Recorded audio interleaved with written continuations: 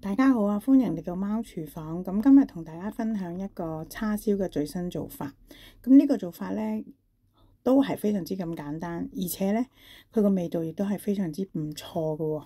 咁首先我哋需要準備1斤多啲嘅五花呢個梅頭肉啦。咁呢個部位做叉燒係最好味啦。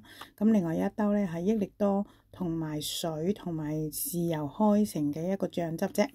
咁呢個叉燒嘅做法，我哋而家就馬上嚟咯，開始啦。咁首先我哋咧就會買咗1斤幾，我呢度買咗1斤零4-5兩度啦。跟住咧就係洗乾淨啦，浸下佢，浸完佢之後咧，我哋咧就開始我哋修剪咯。咁你見到咧即係梅頭肉咧，我哋都要檢查下嘅，因為咧佢可能有啲淋巴結喺度嘅。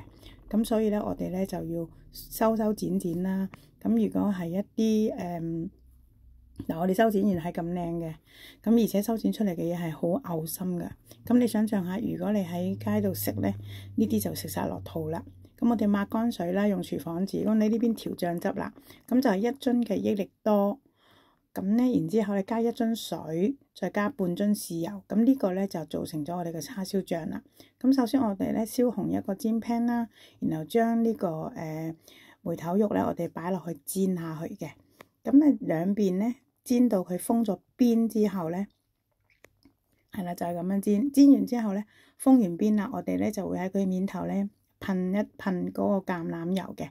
噴咗之後咧，佢就會煎起嚟咧更加香啦。咁兩邊都係咁樣做啦。咁啊，俾啲耐性，唔需要太大火嘅。我哋用中細火慢慢煎，煎到咧兩邊都封晒啦，我哋就可以加入呢個益力多醬汁。加咗入去之後咧，我哋咧就冚蓋慢慢煮。咁咧就煮嘅過程滾咗之後咧，有啲嗰啲呢叫咩啊？苦沫，即係呢啲我哋就要撇咗佢啦。即係好似我哋出水嗰啲咁樣啦。然後我哋就繼續煎啦。大約半個鐘頭之後咧，其實佢就好爽好腍噶啦。咁去到差唔多收汁嘅時候，我哋就開蓋慢慢煎到佢咁樣咯。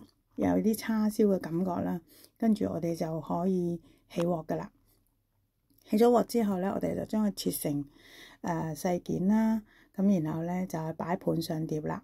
咁呢個咧雖然斤幾嘅叉燒好似好多啦，咁其實咧真係太好味啦。切嘅過程都偷食咗幾嚿啦。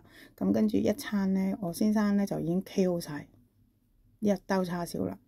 咁呢度係斤幾嘅煮出嚟，收晒水之後都有咁多啊！